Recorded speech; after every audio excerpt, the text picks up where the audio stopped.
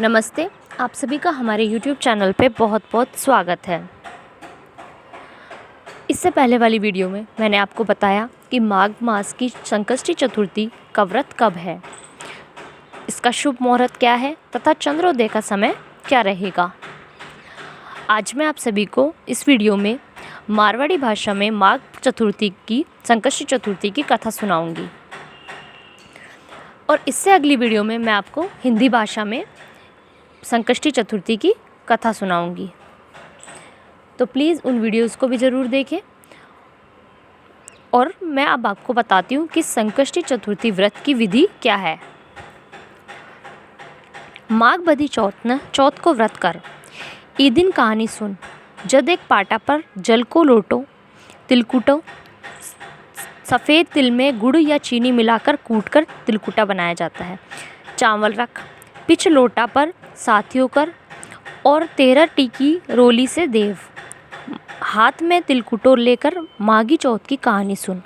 पिछ टीको निकाल कर एक कटोरा में तिलकुटो और रुपयों रखकर बाणों निकाल कर सासू जी ने पगा लाकर देव। पाटा पर को तिलकुटो और हाथ में को तिलकुटो से अर्घ देव। रोली चावल और गुड़ चढ़ाव, पिछ झीम लेव। झीमन में तिलकुटो और मूली भी खाओ। आपकी बहन बेटिया के भी बानों निकालने ताई तिलकुटो और रुपया भेज।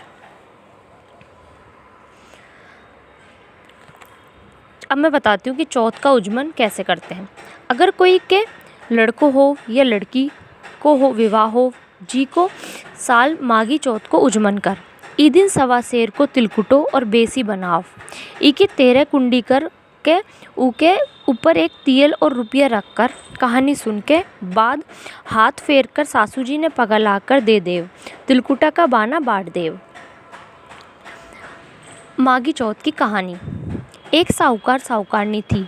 वह धर्म पुण्य व्रत कुछ भी कोनी करता, जिससे उनका कोनी संतान हुई। एक दिन पड़ोसन माघी चौथ की कहानी सुन रही थी तो साहूकारनी पूछी कि ये क्या करो हो। वह बोली कि आज चौथ को व्रत है सो कहानी सुनू हूँ। साहूकारनी पूछी कि इससे क्या होवे। पड़ोसन बोली कि अन्न धन संतान हो। जब साहूकारनी बोली कि मैं नहाई रह जाऊं तो सवा शेर को तिलकुटो करूं और चौथ को व्रत करूं, वह नहाई रहेगी। पिछ साहूकारनी बोली कि मेरे लड़को हो जाओ ते ढेर सा को तिलकुटो करूं, उक लड़को भी होगो। पिछवा बोली कि हे चौथ माता, मेरा बेटा को विवाह हो जाओ तो सवा मन को तिलकुटो करूं। बेटा को विवाह मंडप गो।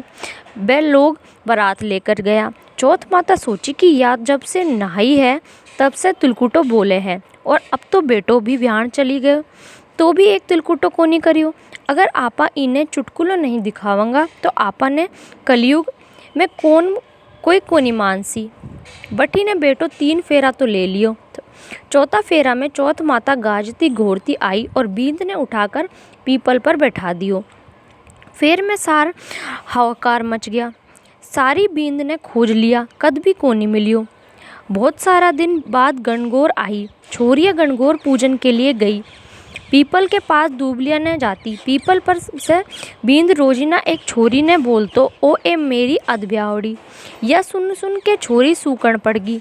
छोरी की माँ बोली कि बेटी मैं तन चोखो खवाऊं, फिर भी तू क्यों सूकण पड़ गई।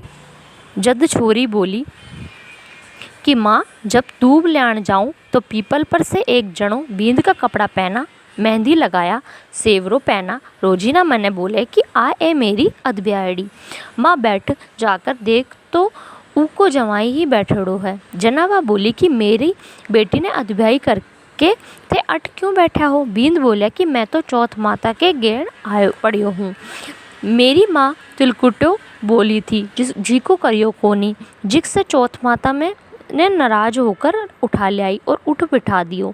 वो बकत बा बींद की माँ के गई और सारी बात बताई। साहूकारनी बोली कि हे चौथ माता, मेरा बेटा आ जावे तो मैं 2.5 मन को तिलकुटो करूं। छोरी की माँ भी 2.5 मन को तिलकुटो बोल दियो। चौथ माता राजी होगी और ऊक बेटा ने लाकर फेरा में बैठा दियो। बेटा को ब्याह हो गयो। पिछ वह लोग धूमधाम से चौथ माता को तिलकुटो करियो और सारी नगरी में हेलो फहरायो कि सब कोई चौथ माता को व्रत करियो, तिलकुटा करियो। हे चौथ माता ऊका बेटा बहू मिलिया जिसा सबका मिलियो, कहता न सुनता न हुकारा भरता न सारा परिवार ने मिलियो। धन्यवाद। इस वीडियो में बस इतना ही। यदि आपको मेरी वीडियो अच्छी लगे तो प्लीज़ उन्हें लाइक कीजिए, शेयर कीजिए और सब्सक्राइब कीजिए मेरे चैनल को। और अगली जो चौथ की कहानी के बाद जो विनायक जी की कहानी सुनी जाती है वो मैं आपको अगली वीडियो में सुनाऊंगी, तो प्लीज़ उसे भी ज़रूर देखिए।